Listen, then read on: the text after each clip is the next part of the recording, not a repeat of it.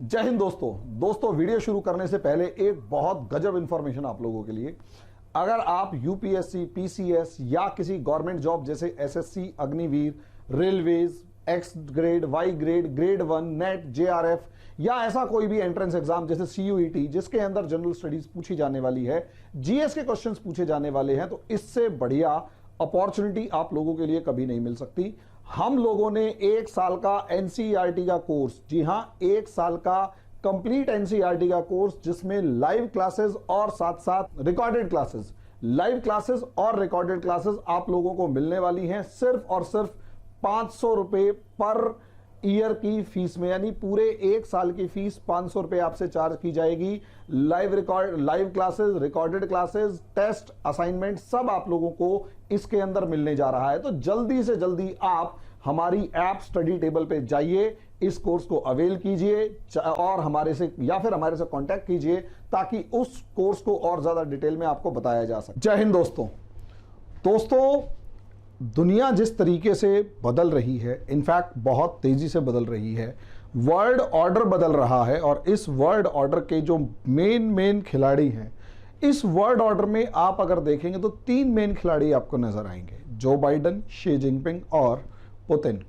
ये तीनों जहां भी मूव करेंगे और अगर ये उठकर अपने देश के बाहर जा रहे होते हैं तो खबर है, और खबर इस हद तक है कि वहां पर पूरी दुनिया के जितने भी जियोपॉलिटिक्स या इंटरनेशनल रिलेशंस के स्कॉलर्स हैं वो कहीं ना कहीं कयास लगाने शुरू कर देते हैं कि असलियत में क्या होगा, क्या करने जा रहे हैं, क्या बातचीत हो सकती है, क्या चाल चली जा सकती है, किस ऑर्डर में कहा क्या बात होगी। और पिछला इतिहास देखते हुए, पिछले इनके छोटे बड़े स्टेटमेंट्स को देखते हुए और आगे इनकी पॉसिबल स्टेप्स का अंदाजा, मतलब अभी की सर्कमस्टेंसेस के अकॉर्डिंग आगे की स्टेप्स का अंदाजा लगाने के लिए बहुत लंबी चौड़ी एक स्कॉलर्स की लिस्ट हमेशा बैठी रहती है। उन्हीं स्कॉलर्स की लिस्ट को इस टाइम पर एक जबरदस्त इशू दिखाई दे रहा है और वो है जो बाइडेन का मिडिल ईस्ट दौरा। अगर आप देखें तो सोचकर देखिए, business standards, Joe Biden to visit Middle East, here are 6 challenges, things to watch during his trips. सोचिए, 6 things टू वॉच, 6 चीजों के ऊपर नजर रखनी है कि असलियत में होगा क्या। Hindu, in Middle East Biden struggling to shift policy after Trump. सोचिए, the misogynist of in chief, Biden, Israel and the Middle East. सोचकर देखिए, Jerusalem Post Israel, Al Jazeera कुछ कह रहा है, इजराइल, दोनों एंटी है ना, एंटी एकदम। Biden's visit, who will lose and who will win. सोचिए, 4 बड़े अखबार, इंटरनेशनल लेवल के न्यूज़पेपर्स, चारों के चारों अलग अलग पोस्ट इसमें लिख रहे हैं। Al Jazeera typically Arabian, Jerusalem Post typically Israel से related, the Hindu Indian, business standards उसी हिसाब से इकोनॉमिक्स को ध्यान में रखते हुए।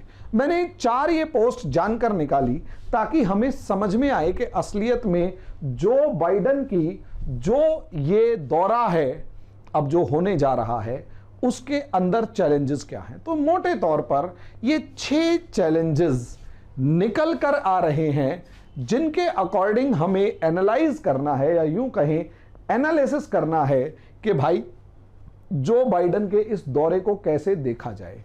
6 डायमेंशंस में सबसे पहला डायमेंशन अरब इजराइल कॉपरेशन। असलियत में यहां पर इजराइल जब से 1948 में बना है तब से 6 अरब वॉर हो चुके हैं और इन 6 अरब वॉर्स में, डेडली अरब वॉर्स में, ये अरेबियन कंट्रीज लगातार इजराइल को अरब लैंड से भगाने की, खत्म करने की, वाइप आउट करने की पूरी कोशिश कर रही हैं और खुलकर कर रही हैं। अब ऐसी सिचुएशन में सोचकर देखिए, ट्रंप जैसा बंदा आता है और ट्रंप जो है इंटरनेशनल सिनारियो को ध्यान में रखते हुए और मेनली राइज ऑफ चाइना और revival of Russian super power की फॉर्म में, रिवाइवल ऑफ रशियन पावर की फॉर्म में अगर हम लोग देखते हैं तो यहां पर हमें अमेरिका के लिए ये दो बड़े चैलेंज नजर आते हैं। ऐसे में अमेरिका की पॉलिसी में पैराडाइम शिफ्ट नजर आता है जब ट्रंप अब्राहम अकॉर्ड साइन करवा देते हैं। और इस अब्राहम अकॉर्ड में अगर हमें दिखाई देता है तो असलियत में इजराइल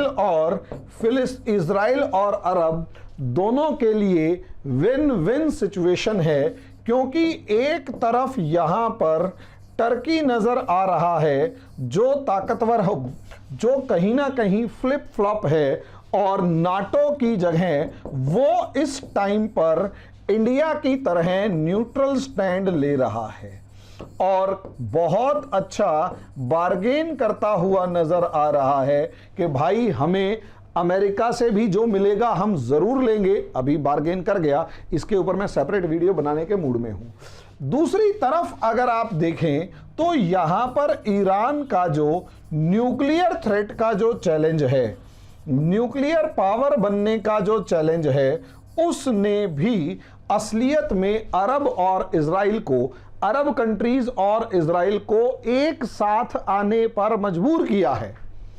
अरब और इजराइल कंट्रीज को एक साथ आने पर मजबूर किया और यह कहा कि भैया अगर आप एक साथ नहीं आए और ईरान ताकतवर हो गया तो आप लोगों का सर्वाइवल मुश्किल है। दूसरी तरफ जिस तरीके से अगर आप यहां पर देखेंगे कि वो डेमोक्रेटिक जो सिस्टम्स हैं, democratic systems on the name of Islam, उसको ईरान मजबूत कर रहा है, तो असलियत में डेमोक्रेटिक सिस्टम्स की बात कर रहा है और वो भी on the name of Islam और इस्लामिक रेवोल्यूशन के नाम पर। वो कहीं ना कहीं जो अरब डिक्टेटर्स हैं उनके लिए चैलेंज पोज कर रहा है।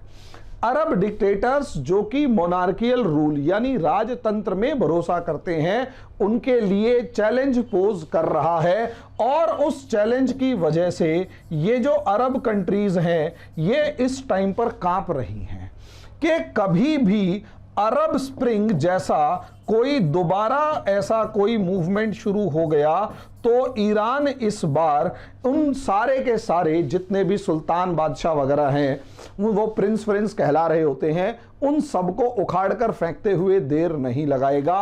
और ऐसे में जो सोशल मीडिया एज है, उस सोशल मीडिया एज में इंफॉर्मेशन का जो है एस्पियोनेज या इंफॉर्मेशन की जो इंफॉर्मेशन है वो जानकारी रखना बहुत ज़्यादा ज़रूरी है और उसके लिए टेक्नोलॉजी की ज़रूरत है। और अरब कंट्रीज़ के साथ प्रॉब्लम ये हुई है कि उन्होंने ना तो ह्यूमन रिसोर्स की तरफ ध्यान दिया और ना ही टेक्नोलॉजी की तरफ ध्यान दिया। इसीलिए और ये टेक्नोलॉजी जो है वो इजराइल के पास है और इजराइल ही इस पूरे इलाके में यहाँ ये मिडल ईस्ट देखते हैं, इस मिडल ईस्ट में इजराइल ही इकलौता ऐसा देश है जिसके पास ईरान को खुलकर चैलेंज करने या यूं कहें लड़ने हराने की ताकत है।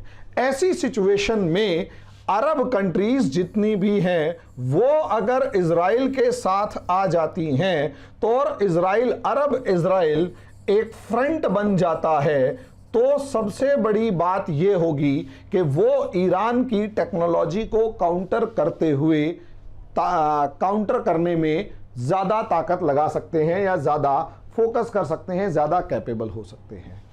इसीलिए अरब इजराइल में अब्राहम अकॉर्ड हो गया।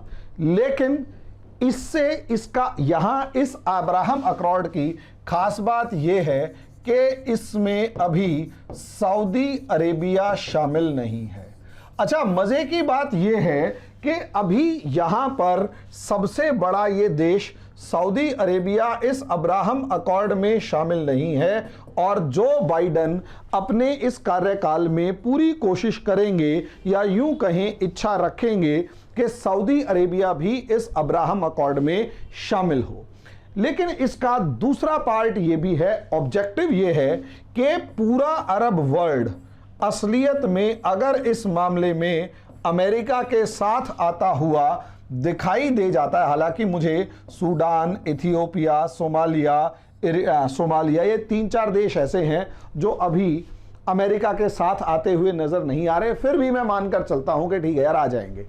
तो ऐसे में अमेरिका की चाल ये है कि अगर कल को हम चाइना के साथ यहां पर किसी तरीके का कोई फ्रंट खोलते हैं तो अमेरिका के ये जो फ्रेंड्स हैं, जितने भी फ्रेंडली नेशंस हैं, ये किसी भी तरीके की लड़ाई में ना फंस जाएं और किसी भी तरीके से ईरान से इन देशों की लड़ाई ना हो जाए।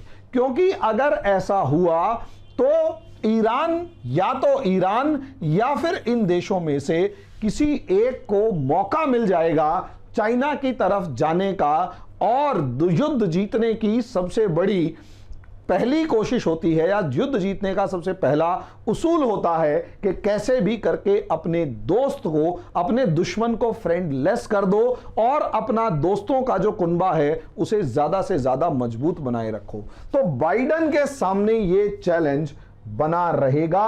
अब वो उसे कैसे हैंडल करते हैं टाइम वुड टेल, या आउटकम्स क्या आते हैं वो बताएंगे। दूसरा है ईरानियन न्यूक्लियर डील।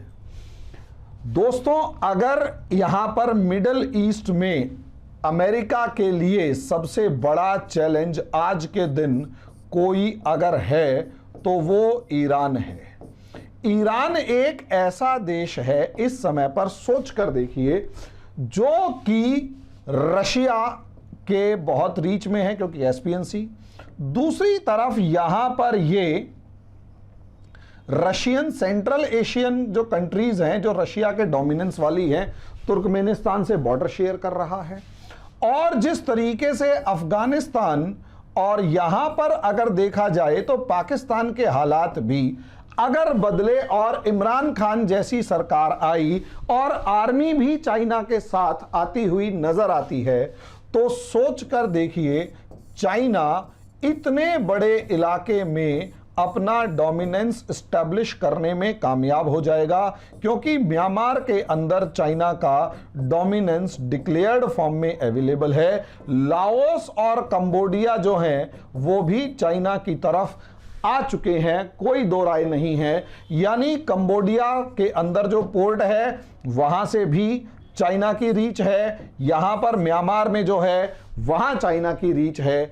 ऐसे में ईरान जो है वहां से अगर ईरान को किसी भी तरीके से एक डील करके और खासकर न्यूक्लियर डील करके ईरान को न्यूक्लियर वेपन्स के मामले में कोई मिडल पाथ निकाल लिया जाता है और कोई एक ऐसी कोशिश कर ली जाती है कि ईरान जो है वो न्यूक्लियर मामले में मान भी जाए और उसका बुरा असर इजराइल और अरब कंट्रीज पर ना पड़े, क्योंकि अरब कंट्रीज जो हैं वो इजराइल से दोस्ती करने को राजी हो गई हैं, इसमें कोई दो राय नहीं है। अरब कंट्रीज इजराइल से दोस्ती करने को राजी हैं, इसमें कोई दो राय नहीं है। लेकिन अरब कंट्रीज किसी भी सूरत में न्यूक्लियर पावर्ड ईरान नहीं देख सकती। और यहां पर जो न्यूक्लियर जो JCPOA है, यानी प्रोग्राम ऑफ एटॉमिक एनर्जी या जो भी है, उसको अगर आप उठाकर देखते हैं तो जिसे हम शॉर्ट फॉर्म में न्यूक्लियर डील कह रहे हैं, उसको अगर आप देखें तो ईरान चाहता है कि वो धीरे धीरे अपनी एक डेथ की तरफ बढ़े और वो शांत हो जाए, और मतलब न्यूक्लियर डील खत्म हो जाए और ईरान को बहाना मिल जाए कि मैं तो न्यूक्लियर डील करना चाहता था और अमेरिका ही इस न्यूक्लियर डील को करने में राजी नहीं था। वहीं दूसरी तरफ अगर ये न्यूक्लियर डील होती है तो इजराइल और जितने भी ये अरब कंट्रीज हैं, खासकर ये वाले अरेबियन पेनिनसुला वाले अरब कंट्रीज हैं, ये सारे के सारे अमेरिका से भड़कते हुए नजर आएंगे। और सबसे मेन बात ये, जब वो अमेरिका से भड़केंगे तो उसके पीछे रीजन है कि ईरान से अगर आप न्यूक्लियर डील करते हैं जिसमें एक क्लॉज है कि 15 साल के लिए अमेरिका, ईरान जो है वो न्यूक्लियर बॉम्ब ग्रेड यानी हाईली जिसे कहते हैं प्यूरिफाइड यूरेनियम प्रोड्यूस नहीं करेगा। तो सवाल यह है कि सारे देश यही कह रहे हैं कि ईरान जो है, इसका मतलब है आप उसे ऑथेंटिकेट कर देंगे, उसे रिकॉग्नाइज कर देंगे कि आप अपना मिसाइल प्रोग्राम जो है वो चला सकते हैं। पहली बात कि आप अपना मिसाइल प्रोग्राम चला सकते हैं और 15 साल के बाद ईरान जो है वो अपना न्यूक्लियर बॉम्ब तैयार कर सकता है। तो इजराइल और सऊदी अरेबिया वगैरह जैसे देश तो कांप रहे हैं कि भैया ईरान के साथ तुम न्यूक्लियर डील क्यों करने जा रहे हो। ईरान के साथ न्यूक्लियर डील करना अमेरिका की मजबूरी है ताकि ईरान कमजोर ना रहे और चाइना के चंगुल में ना फंस जाए। और अगर ईरान के साथ न्यूक्लियर डील कर ली तो पूरा अरब वर्ल्ड और इजराइल तक, जो उसका एक तरीके का फ्रंट लाइन स्टेट है, वो भी नाराज हो जाएंगे कि यार तुमने तो धोखा दे दिया, तुम इस न्यूक्लियर प्रोग्राम को आगे कैसे बढ़ने दे सकते हो। यहां से यहां पर जो बाइडेन की दूसरा सबसे बड़ा चैलेंज है। तीसरा, इजराइल पैलेस्टीन कॉन्फ्लिक्ट। इसमें कोई दो राय नहीं कि इजराइल और अरब वर्ल्ड का एक डील हो चुका है और जिसे कहते हैं अब्राहम अकॉर्ड जो है वो हो चुका है। इसमें कोई दो राय नहीं है कि भैया अब्राहम अकॉर्ड हो चुका है, इसमें कोई दो राय नहीं है। लेकिन अगर आप इसका दूसरा फॉर्म देखते हो तो भैया यहां पर पैलेस्टीनियन मामला असलियत में अब्राहम अकॉर्ड जो है वो ruling class of Arab countries के बीच में हुआ है। Ruling class of Arab countries and Israel. इसे आप समझिए अरब कंट्रीज और इजराइल इन दोनों के बीच हुआ है, लेकिन अरब कंट्रीज की रूलिंग क्लास। लेकिन पैलेस्टीन का जो मामला है वो पैलेस्टीन का मामला हमेशा एक कॉमन इमोशनल पार्ट रहा है, emotional part of common masses. आम आदमी का ये इमोशनल पार्ट रहा है, बहुत ही इमोशनल आम आदमी का। अब जब ये आम आदमी का इमोशनल पार्ट रहा है पैलेस्टीन, तो यहां पर इजराइल को छूट देनी पड़ेगी, या यूं कहें कि क्योंकि ईरान के साथ आप जा रहे हैं और अरब वर्ल्ड के साथ आप डील करवाने की कोशिश कर रहे हैं, तो इजराइल को भी उम्मीद होगी कि किसी तरीके की कोई कंसेशंस मिल जाएं।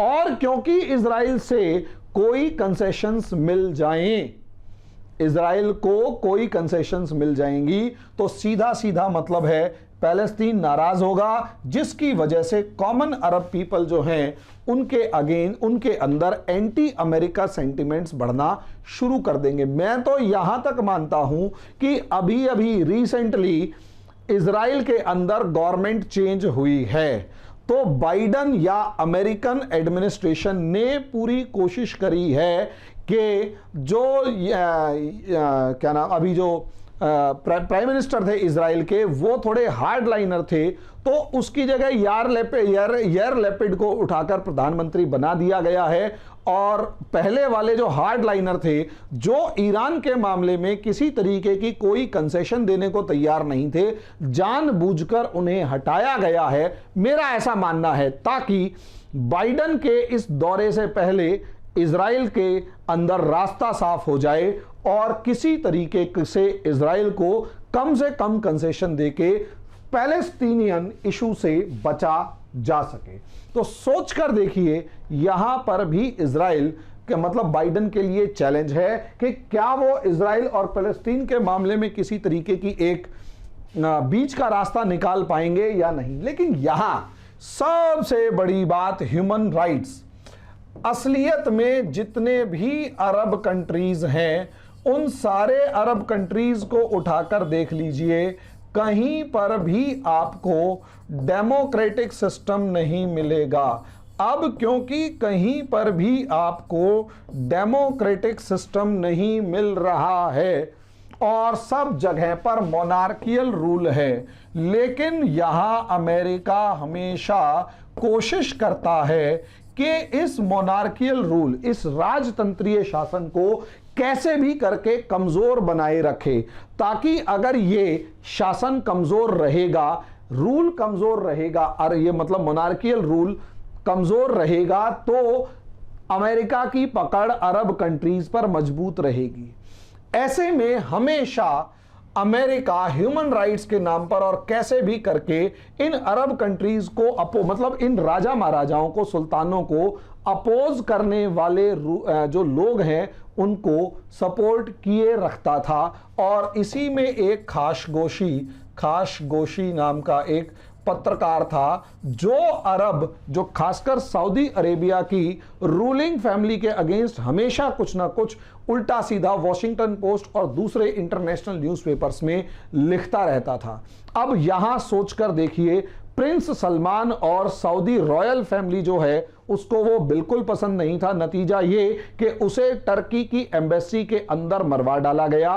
15 लोग जिनके ऊपर आरोप थे वो गायब हो गए। सारे के सारे जितने भी सबूत थे उन सबको मिटा दिया गया। और जो बाइडन ने खुलकर ह्यूमन राइट्स के नाम पर प्रिंस सलमान को ये कहा कि मतलब उल्टा सीधा बोलना शुरू कर दिया कि हत्यारा है और हत्यारा का रूल है एंड ऑल। ऐसे में जितना भी लिबरल गैंग था अमेरिका का, वो सारा एक्टिव हो गया और ह्यूमन राइट्स के नाम पर सऊदी अरेबिया को क्रिटिसाइज करने लगा। अब ह्यूमन राइट्स के नाम पर सऊदी अरेबिया को क्रिटिसाइज किया, ओके, लेकिन दो चीजें अलग अलग हैं। जो जियोपॉलिटिक्स है, इस जियोपॉलिटिक्स में ह्यूमन राइट्स सिर्फ एक वेपन है। इसके अलावा जियोपॉलिटिक्स और ह्यूमन राइट्स का आपस में बहुत ज्यादा सा लेना देना नहीं है। यूक्रेन वॉर में हमने इसे देख लिया कि यूक्रेन वॉर में पिटा यूक्रेन, थका रशिया, खेल कर गया टर्की, जो टर्की को चाहिए था वो ले गया, लेकिन सबसे ज्यादा मजे आए फिनलैंड और स्वीडन के। फिनलैंड और स्वीडन का नाटो में एंट्री का रास्ता साफ हो गया। सोच कर देखो, समझे? तो अंदाजा आप लगा सकते हैं। अब ऐसे में जिस ह्यूमन राइट्स के नाम पर जो बाइडन सत्ता में आए, उसी ह्यूमन राइट्स को अब तिल्ली देकर, मतलब बिल्कुल आग लगाकर, जियोपॉलिटिक्स के नाम पर अब सऊदी अरेबिया विजिट कर रहे हैं। उसी प्रिंस सलमान जिसके खिलाफ मतलब जिसे हत्यारा और पता नहीं क्या क्या शब्द इस्तेमाल किए, इस जैसे शब्द इस्तेमाल किए प्रिंस सलमान को क्रिटिसाइज करने के लिए। अब यहां सोचकर देखो, अब कैसे जो बाइडन उसी प्रिंस सलमान जिसे हत्यारा कह रहे थे उससे मिलेंगे। सऊदी अरेबिया जा रहे हैं, बिना प्रिंस सलमान के मिले आ गए तो क्या होगा? क्योंकि गल्फ कॉरपोरेशन का जो पूरा हेड है वो तो सऊदी अरेबिया है, और ओपेक से लेकर बहुत सारे मामलों के अंदर सऊदी अरेबिया से बातचीत तो करनी पड़ेगी। क्योंकि यहां तो आप ठीक है ह्यूमन राइट्स, लेकिन ह्यूमन राइट्स में सऊदी अरेबिया को क्रिटिसाइज कर रहे हो, प्रिंस सलमान को उल्टा सीधा बोल रहे हो, और दूसरी तरफ ऑयल प्रोडक्शन के नाम पर उसके सामने हाथ जोड़ोगे कि हे प्रभु, आपके ऑयल प्रोडक्शन की जो लिमिट है वो कम करने से, या आपने ऑयल प्रोडक्शन कम करने की वजह से दुनिया में तेल के दाम ज़्यादा हैं। अब असलियत में ओपेक कंट्रीज जो हैं वो कर क्या रही हैं? ओपेक जो है वो रिड्यूस्ड ऑयल प्रोडक्शन, अब रिड्यूस्ड ऑयल प्रोडक्शन के अंदर जिसकी वजह से क्या हुआ, आर्टिफिशियल प्राइस जो है वो इंक्रीज हुआ। अब ऑयल को, क्रूड ऑयल प्राइस अगर इंक्रीज होगा तो वर्ल्ड वाइड इन्फ्लेशन फैलेगा या नहीं फैलेगा? अब वर्ल्ड वाइड इन्फ्लेशन होगा तो असलियत में समस्या क्या होगी? इन्फ्लेशन की वजह से भाई वर्ल्ड वाइड इन्फ्लेशन होगा, और सबसे बड़ी बात यह है कि मोर एक्सपेंडिचर ऑन ऑयल परचेजेस। अब जब मोर एक्सपेंडिचर ऑन ऑयल परचेजेस होगा तो इसका सीधा सीधा असर ये होगा कि less expenditure on weapon production, less expenditure on weapon purchases. अब वेपन परचेजेस के ऊपर कम प्रोडक्शन, कम एक्सपेंडिचर होगा, जिसकी वजह से वॉर प्रिपरेशन के ऊपर बुरा असर पड़ेगा, या यूं कहें वॉर प्रिपरेशन ठीक ढंग से नहीं हो पाएंगी। नतीजा आप सोचिए कि ज्यादा, और यहीं पर सऊदी अरेबिया क्या सोच रहा है कि भैया पिछले लगभग 12 साल से तेल के दाम जो हैं वो $30 और $70 के बीच में थे। 12 साल से मैं घाटा खा रहा था, अब मेरे पास कमाने का मौका आया है तो मैं जानबूझकर कमाऊंगा, मुझे मेरे कम तेल के ज्यादा पैसे मिलेंगे, मेरी इकोनॉमी रिवाइव होगी। अब सोचिए, बैठे हुए हैं प्रिंस सलमान, जो बाइडन उन्हें हत्यारा कह चुके हैं। अब जो बाइडन के सामने समस्या ये है कि वो किसी तरीके से प्रिंस सलमान को घाटा खाने के लिए मजबूर करें, ताकि मतलब घाटा खाने के लिए मनाएं, ताकि दुनिया के जो देश हैं वो तेल खरीदने में पैसा कम खर्च करें और एक्सपेंडिचर वेपन्स के परचेजेस में बढ़ाएं, ताकि वॉर के लिए अपने आप को प्रिपेयर किया जा सके।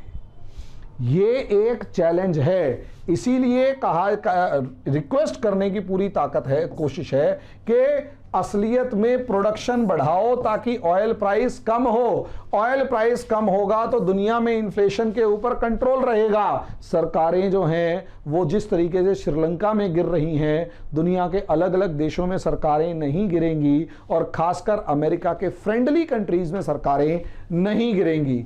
अब ज्यादा प्रोडक्शन अगर होगा तो कम मोर की जगह क्या हो जाएगा, लेस एक्सपेंडिचर होगा, जिसकी वजह से मोर एक्सपेंडिचर ऑन वेपन परचेजेस होगा, जिसकी वजह से वॉर प्रिपरेशंस अच्छी हो जाएंगी। तो यहां पर जो बाइडन को एक तरफ तो प्रिंस सलमान को इजराइल के नाम पे मनाना है, दूसरा ह्यूमन राइट्स के नाम पर वो कैसे उनके साथ बैठकर फोटो खिंचवाएंगे ये देखना है, तीसरा ईरान के नाम पर, चौथा ऑयल प्रोडक्शन के नाम पर, और पांचवा इंडिया। इंडिया अपने आप में चैलेंज है। क्यों? क्योंकि इजराइल, इंडिया, यूएई और यूएसए, इजराइल, इंडिया, यूएई और यूएसए, असलियत में इंडिया की यहां पर अमेरिका को क्या जरूरत है इसे समझिए। इसे वैसे तो ये वेस्टर्न नाटो का नाम दे रहे हैं, इंडिया भाई वेस्टर्न नाटो का नाम दे रहे हैं कि इन केस अगर कल को किसी तरीके की प्रॉब्लम आती है तो असलियत में घेरेबंदी होती है। घेरेबंदी कैसे होती है इसे समझिए। भाई चाइना को यहां से काउंटर करने के लिए जापान, अमेरिका, ऑस्ट्रेलिया, इंडिया यानी कि बना लिया क्वाड, कि कैसे भी करके हमारे को चाइना को इस लेवल पर घेरना है। हालांकि इस क्वाड का डिक्लेयर्ड ऑब्जेक्टिव किसी भी तरीके से कलेक्टिव सिक्योरिटी नहीं है। दूसरी तरफ यहां इंडिया, यूएई के बाद इजराइल, इजराइल के बाद यहां अमेरिका अगर बैठा है तो ऑब्वियस सी बात है ये वेस्टर्न नाटो के या यूं कहें कि एशियन नाटो के नाम से देखा जाने लगा। अब यहां नाटो जैसी कोई चीज नहीं है, क्योंकि अभी तक इसकी एक मीटिंग हुई है और यहां इसे I2U2 कहा गया। प्रॉब्लम यहां पर सबसे बड़ी इंडिया के साथ है, क्योंकि इंडिया के रशिया के साथ अपने आप में बहुत ज्यादा अच्छे रिलेशंस हैं, और इस ऑयल प्राइस के नाम पर इंडिया अमेरिका की रत्ती भर भी नहीं सुन रहा और खुले तौर पर खुलकर रशिया से सस्ता ऑयल परचेज कर रहा है। यानी असलियत में सोच कर देखिए, इजराइल से लेकर जापान तक चाइना को घेरने के लिए बीच में इंडिया की इंपॉर्टेंस सबसे ज्यादा है, और यही इंडिया रशिया के साथ खड़ा हुआ है पूरे ताकत के साथ, या यूं कहें इंडिया न्यूट्रल है। इंडिया का सबसे इंपॉर्टेंट पॉइंट यहां पर यह है, रशिया के साथ जो है भाई डील्स वगैरह हैं वो हम मानते हैं, लेकिन इंडिया का सबसे इंपॉर्टेंट पॉइंट अगर आप यहां पर देखेंगे तो सबसे इंपॉर्टेंट एस्पेक्ट इंडिया का यहां पर यह है कि भैया एक बात बता दो मुझे कि हम यहां पर क्यों आपके साथ आगे बढ़ें जब हमारे को ऑयल के ऊपर इतने चार्जेस ज्यादा मिल रहे हैं।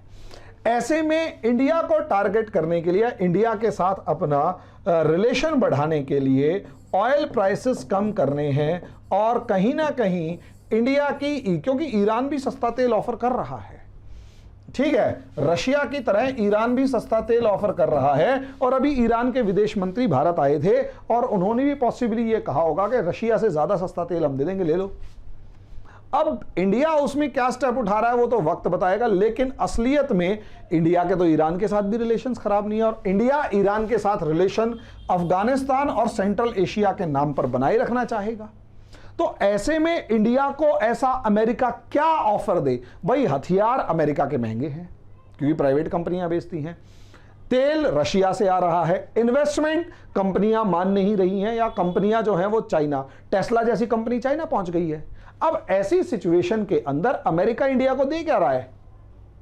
क्या दे रहा है? तो इंडिया ने वैसे ही नखरे दिखाने। और सबसे बड़ी बात, जो बाइडन के टाइम पर जो बाइडन के ऊपर आरोप है कि जो बाइडन ने इंडिया के साथ भी रिलेशंस अच्छे मेंटेन करने के लिए बहुत ज्यादा कुछ नहीं किया है। इससे अंदाजा लगाइए कि जो बाइडन को सत्ता में आए हुए 18 महीने हो गए हैं और अब तक यूएसए ने भारत में अपना कोई एम्बेसडर अपॉइंट नहीं किया है, जबकि पाकिस्तान में शहबाज शरीफ की सत्ता आते ही एम्बेसडर अपॉइंट कर दिया। अब आप अंदाजा लगाकर देखिए, इंडिया के साथ बाइडन अच्छे रिलेशंस, मतलब बाइडन खींच के बार्गेन करना चाहता है, अपनी सरकार कौन सी कम है, वो अपने वाला जो इंडिया में बैठा हुआ वो तो बाइडन का बाप है इस मामले में, चालाकी के मामले में। तो यहां इंडिया को भी कुछ ना कुछ देने की कोशिश जरूर करेगा, कम से कम ऑयल प्राइसेस के नाम पर, या ऑयल के परचेज या उसके नाम पर।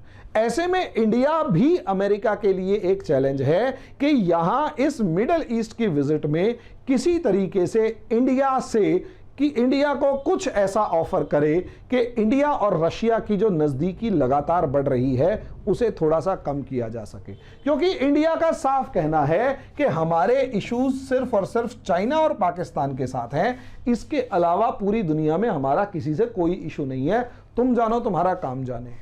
लेकिन चाइना के साथ है तो इंडिया खड़ा हुआ है, और क्योंकि इंडिया खड़ा हुआ है तो ऐसी सिचुएशन में, लेकिन इंडिया को रशिया से दूर करना एक इंपॉर्टेंट सिचुएशन है, क्योंकि जब तक रशिया नहीं गिरेगा तब तक चाइना को घेरना बड़ा मुश्किल काम है। लेकिन इंडिया जानता है कि चाइना इतनी बड़ी थ्रेट नहीं है, और चाइना अगर ज्यादा थ्रेट क्रिएट करेगा भी तो रशिया जैसा देश अपने आप खड़ा होगा, और झक मार के अमेरिका को भी आना पड़ेगा।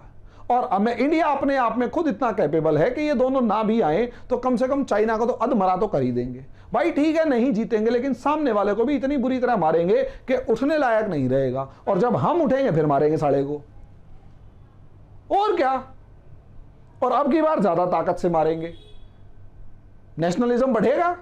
तो ऐसे में इंडिया भी एक चैलेंज है अमेरिका के लिए। इंडिया के लिए चाइना इतना बड़ा, मतलब इंडिया अपने आप में, इंडिया इस टाइम पर एक अपनी बार्गेन कैपेसिटी को बनाए हुए है, और बाइडन के लिए चैलेंज है, क्योंकि बाइडन ने आते ही जो पॉलिसीज दिखाई, और यही तो कारण है एस जयशंकर कभी भी अमेरिका और यूरोप की बात मान ही नहीं रहे, और खासकर एक खटास सी नजर आ रही है कि जा रहे हैं, बातचीत हो रही है, सब चीजें बढ़िया हो रही हैं, लेकिन भाषणों में, आर्ग्यूमेंट्स में खटास सी आ रही है कि यार अमेरिका ठीक नहीं है, और ये खटास जो है ये चैलेंजिंग है। तो आगे क्या होता है दोस्तों वो तो वक्त बताएगा, लेकिन अभी जो बाइडन का विजिट है ये चैलेंजिंग है। ये कितना हद तक चैलेंजिंग है वो अब आगे आने वाले भविष्य में हम देखेंगे, और इसका आउटकम क्या होता है, हालांकि 100% तो किसी को नहीं पता होगा, फिर भी जो पता होगा वो हम देख लेंगे। अभी के लिए इतना ही, धन्यवाद।